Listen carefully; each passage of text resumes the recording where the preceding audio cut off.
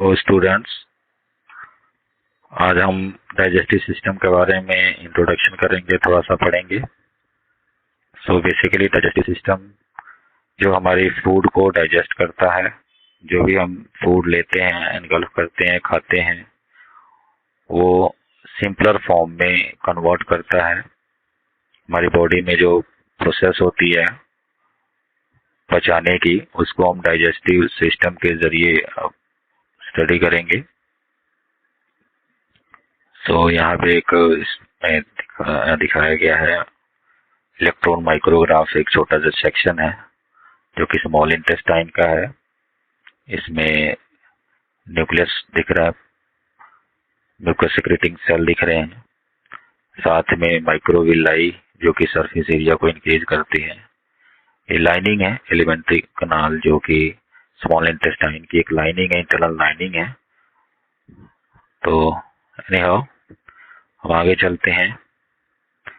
तो यहाँ पे आप देख सकते हैं होमियोस्टेसिस के बारे में थोड़ा सा बताया गया है कि जो digestive system contribute to the homeostasis by transferring nutrients, water and electrolytes from the external environment to the internal environment.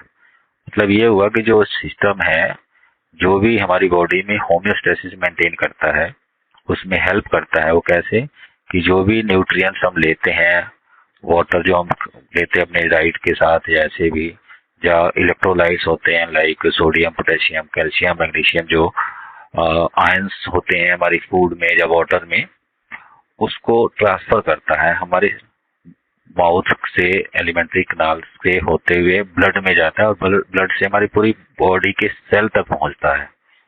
तो बेसिकली डाइजेस्टिव सिस्टम बॉडी में न्यूट्रिएंट्स को एब्जॉर्ब, डाइजेस्ट करके फिर एब्जॉर्ब करवाता है इन द ब्लड। तो overall इसमें कई सारी प्रोसेसेस हैं।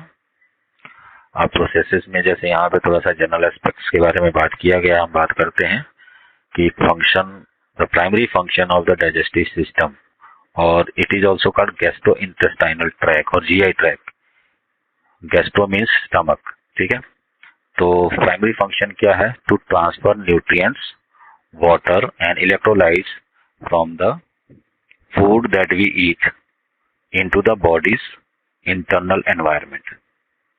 मतलब वही बात आ गई कि जो भी ये डाइजेस्टिव सिस्टम है, क्या करता है कि न्यूट्रिएंट्स हैं, जो भी पोषक तत्व है हमारी बॉडी में, जो हमारी बॉडी को चाहिए होता है, फूड में जो पोषक तत्व होते हैं, पानी या इलेक्ट्रोलाइट, जो केमिकल्स, आयंस वगैरह जो होते हैं, मिनरल्स वगैरह होते हैं, हमारी फूड से जो हम खाते हैं उसमें से हमारी बॉडी के इंटरनल एनवायरनमेंट तक पहुंचाता है, मतलब हमारी बॉडी के सेल तक पहुंचाने में हेल्प करता है। तो जो भी क्यों हम फूड, मतलब ये हो गया, ये कह रहा है कि जो फूड हम लेते हैं वो क्यों लेते हैं? क्योंकि food are the essential source of energy. Energy source होते हैं या फ्यूल के सोर्स होते हैं। फ्यूल आप समझ सकते हैं, एनर्जी, ईंधन, जिसे कि कोई भी काम, वर्क किया जाता है तो हमारे सेल में जनरेट करते हैं एटीपी के फॉर्म में, एडेनोसिन ट्राइफॉस्फेट में। मतलब जो भी हम फूड लेते हैं हमारी बॉडी में जाकर के अल्टीमेटली एनर्जी करेंसी के रूप में, फ्यूल के रूप में, या एटीपी की फॉर्म में स्टोर होता है। और ये एनर्जी क्या करता है हमारी बॉडी में, जो भी एनर्जी डिपेंडेंट एक्टिविटीज है, जैसे कि यहाँ पे बताया गया है कि हमारी बॉडी में एक्टिव ट्रांसपोर्ट होता है, पैसिव या कॉन्ट्रैक्शन होती है, मसल की कॉन्ट्रैक्शन होगी, कोई सिंथेसिस होती है, नए नए मॉलिक्यूल बनने होते हैं, जब बॉडी में कोई सिक्रीशंस होती है, फॉर एग्जांपल कोई किसी तरह की सिक्रीशन जैसे ब्लड फॉर्मेशन हो गई, या हमारी बॉडी में एंजाइम्स की होते हैं, हार्मोनल सिक्रीशन होती हैं, या हमारी बॉडी से स्वेट निकलता है, एक टाइप की सिक्रीशंस है, या मेमोरी ग्लैंड से मिल्क की सिक्रीशंस होती है, प्रोडक्शन होती है। तो वो सारी जो एक्टिविटीज हैं उनमें एनर्जी की रिक्वायरमेंट होती है। तो वो एनर्जी कंज्यूमिंग प्रोसेसेस हैं, तो उनको एनर्जी चाहिए होता है। और एनर्जी कहाँ से मिलेगी? फूड से। और फूड में एनर्जी जो है वो कॉम्प्लेक्स मॉलिक्यूलर फॉर्म में है, केमिकल फॉर्म में है। तो वो केमिकल फॉर्म की एनर्जी हमारे सेल तक पहुंचाने के लिए उस मैक्रो मॉलिक्यूल को सिंपल माइक्रो मॉलिक्यूल में कन्वर्ट करने की जरूरत पड़ती है, क्योंकि मैक्रो मॉलिक्यूल हमारे सेल से के अंदर प्लाज्मा मेम्ब्रेन के जरिए डायरेक्टली नहीं जा सकते, ट्रांसफर नहीं हो पाते, इसीलिए उनको पहले सिंपलर फॉर्म में कन्वर्ट करना पड़ता है। तो उस कन्वर्ट करने के लिए, उसको सिंपलर फॉर्म में चेंज करने के लिए, ट्रांसफॉर्म करने के लिए डाइजेशन की जरूरत पड़ती है। और वो डाइजेशन हमारे एलिमेंट्री कनाल में, गैस्ट्रोइंटेस्टाइनल ट्रैक्ट जो है, जीआई ट्रैक्ट या डाइजेस्टिव सिस्टम में होता है। तो अब आपको मुझे लगता है समझ लग गया होगा कि डाइजेशन की क्या रिक्वायरमेंट है, क्यों होती है, डाइजेशन में होता क्या है। ये हम इसको डिटेल में आगे पढ़ते हैं, फिलहाल के लिए आगे चलते हैं। तो जैसे यहाँ पे बताया गया है कि the food must be digested और chemically broken down into small simple molecule that can be absorbed from the digestive tract into the circulatory system for distribution to the cell। वही बात जो मैंने अभी बताई कि जो भी फूड है वो कॉम्प्लेक्स फॉर्म में होता है, मैक्रो मॉलिक्यूल के रूप में होता है। उसको पहले डाइजेस्ट किया जाता है, केमिकली मैकेनिकली ब्रेक डाउन किया जाता है, तोड़ा जाता है छोटे छोटे मॉलिक्यूल में, सिंपल मॉलिक्यूल में, ताकि ये डाइजेस्टिव ट्रैक्ट जो हमारी एलिमेंट्री कनाल है उससे एब्जॉर्ब हो सके, उसके जरिए पास हो सके, उसके थ्रू पास हो सके और पास होके हमारी सर्कुलेटरी सिस्टम जो हमारी ब्लड वेस्कुलर सिस्टम है उनमें पहुंच सके, उसमें डिस्ट्रीब्यूट, जो कि ब्लड का काम है, डिस्ट्रीब्यूशन का, ब्लड एक जगह से दूसरी जगह मॉलिक्यूल्स को जो भी है डिस्ट्रीब्यूट करता है, पहुंचाता है, कैरियर का काम करता है।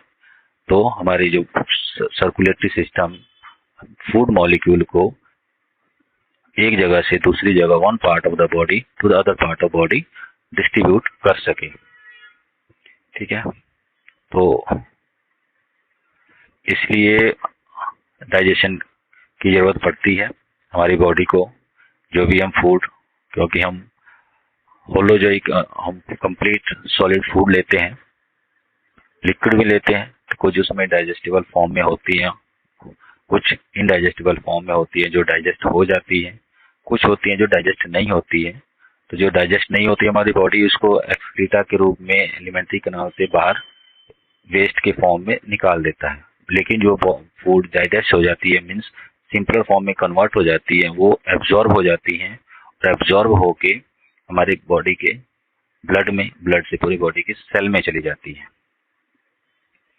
तो digestive system perform basic 4 function, 4 digestive processes. जैसे कि यहाँ बताया हुआ है कि डाइजेशन में होता क्या क्या है। बेसिकली मोटिलिटी होती है, सेक्रीशंस होती हैं, डाइजेशन होती है एंड एब्जॉर्प्शन होती है। तो मोटिलिटी का मतलब आप समझ सकते हैं, मोटाइल होना, एक मूव करना, हिलना डुलना, ठीक है, मिक्स करना, जिसमें कि मसल की रिक्वायरमेंट होती है हमारी बॉडी के, हम चलते फिरते हैं, लोकोमोटरी ऑर्गन्स हमारे पास है, तो वो मसल्स, जो बोन है, बोन के साथ मसल्स जुड़ी होती है, मसल की कॉन्ट्रैक्ट करने से, रिलैक्स करने से हम मूवमेंट शो करते हैं, एक जगह से दूसरी जगह लोकोमोशन शो करते हैं। इसी तरीके से हमारे इंटरनल ऑर्गन, एलिमेंट्री कनाल है, उसमें भी मसल्स होती हैं, सर्कुलेटरी, जो सर्कुलर मसल भी बोलते हैं, उसमें पेरिफेरल मसल, कई टाइप की मसल्स होती हैं। तो ओवरऑल यहाँ पे आप ये समझ सकते हैं कि जो मसल्स हैं वो क्या करती हैं, कॉन्ट्रैक्शन एंड रिलैक्सेशन, उनका ये काम है। उनके कॉन्ट्रैक्ट और रिलैक्स होने से जो हमारी फूड है एलिमेंट्री कनाल के अंदर, एक तो मिक्स होता है और कुछ है जो मिक्स होने के बाद आगे मूव करता है, फॉरवर्ड मूव करता है, एलिमेंट्री कनाल के एक पार्ट से दूसरे पार्ट की तरफ जाता है, उसका कंटेंट, फूड कंटेंट जो है मूव करता है ट्रैक के अंदर। तो इसके अलावा आगे देख सकते हैं कि जो तो बेसिक टाइप की जो फेजिक डाइजेस्टिव मोटिलिटी है वो की super impose on the ongoing tonic activity like propulsive movement and mixing movement। तो आप समझते हैं, प्रोपल करना, दबाना, धक्का लगाना, आगे भेजना, और मिक्सिंग मूवमेंट जो कि मिक्स करना, फूड को मिक्स करना, ठीक है। तो propulsive movements propel और push the content forward through the digestive tract, और मिक्सिंग मूवमेंट नाम से क्लियर है कि have the 10-fold functions। First, they mix food with the digestive juices. These movements promotes digestion of the food. Second, they facilitate absorption by the exposing all parts of the intestinal content to the absorbing surface of the digestive tract। तो जो हमारी muscles है जो कि alimentary canal के अंदर है, alimentary canal की वॉल में जो लोकेटेड है, उनका काम है कि वो कॉन्ट्रैक्ट रिलैक्स करती हैं। उनके कॉन्ट्रैक्ट रिलैक्स होने से जो फूड है प्रॉपर मिक्स होता है, जो भी डाइजेस्टिव जूसेज होती हैं, एंजाइम्स होती हैं, उनके साथ अच्छे से मिक्सअप होता है ताकि प्रॉपर डाइजेशन हो सके, एंजाइम उन पे अच्छे से एक्ट कर सके। दूसरा है कि जो फूड डाइजेस्ट होने के लिए आगे भी मूव करेगा, एलिमेंट्री कैनाल के अगले पार्ट में भी जाएगा, तो ये प्रोपल्सिव मूवमेंट भी मसल के जरिए ही होती है, जिससे कि फूड आगे मूव करता है और आगे अगले फर्दर उसकी डाइजेशन, एब्जॉर्प्शन जो भी प्रोसेसेस हैं होती रहती हैं। तो फिलहाल तक आई थिंक आपको थोड़ा क्लियर हो गया होगा, समझ लग गया होगा। तो आगे और देखते हैं, जैसे यहाँ पे है तो मसल के बारे में थोड़ा सा यहाँ पे आपको बता दूं कि मसल के बारे में आपको थोड़ा आइडिया होगा कि मसल्स हमारी बॉडी में जैसे कुछ स्केलेटल मसल होती हैं, कुछ कार्डियक मसल होती हैं जो हमारी हार्ट की मसल होती है, ठीक है, और कुछ इसी तरह से स्मूथ मसल होती हैं, और skeletal muscle, smooth muscle, cardiac muscle, इस तरह से मसल को और डिफाइन किया जाता है कि वॉलंटरी मसल, इनवॉलंटरी मसल। तो वॉलंटरी आप समझ सकते हैं जो कि हमारी मर्जी से काम करती है, इनवॉलंटरी जो हम हमारी मर्जी के से काम इनवॉलंटरी जो हमारी मर्जी से काम करती है, इनवॉलंटरी जो कि हमारी मर्जी के खिलाफ काम करती है। ऐच्छिक मसल, ऐच्छिक मांसपेशियां, अनैच्छिक मांसपेशियां जो हमारी इच्छा पे चलती हैं, जो हमारी इच्छा के विरुद्ध चलती हैं, अपनी मर्जी से काम करती हैं, जैसे कि हमारी मसल है जो कि हमारी बोन्स में है, मूवमेंट में हेल्प करता है, जब हमें मूव करने की जरूरत पड़ती है तो मसल काम करती हैं। तो यानी ये थोड़ा ज़्यादा डिटेल हो जाएगा मसल के बारे में, हम यहाँ पे कॉन्सेंट्रेट करते हैं। तो हमारे डाइजेस्टिव सिस्टम के अंदर जो मसल्स हैं हमारी मर्जी से काम नहीं करती हैं, यहाँ पे आप समझ सकते हैं ये इनवॉलंटरी मसल्स होती हैं। अंडर वॉलंटरी कंट्रोल जैसे यहाँ पे बताया हुआ है, according to the act of the dissolving of voluntary components become skeletal muscle is, जो कि हमारी मर्जी से काम करती है, यहाँ पे है इनवॉलंटरी। तो जो motility accomplished by the smooth muscle through out the rest of the controlled by the complex involuntary mechanism, जैसे मैंने बताया इनवॉलंटरी हमारी मर्जी से नहीं चलती है, बस माउथ में जब तक फूड रहता है हमारी मर्जी तक से ही काम करता है। जैसे ही फूड हमारी इसोफेगस, हमारी गट, हमारी नेक के अंदर नीचे वाला फूड पाइप के अगले पार्ट में आता है, वो उस पर हमारा कंट्रोल खत्म हो जाता है और वो इनवॉलंटरी मैकेनिज्म, इनवॉलंटरी मसल्स के जरिए ही कंट्रोल होता है, हम चाह के भी उसको नहीं रोक सकते। तो अभी इसके लिए इतना ही, बाकी आगे हम देखेंगे।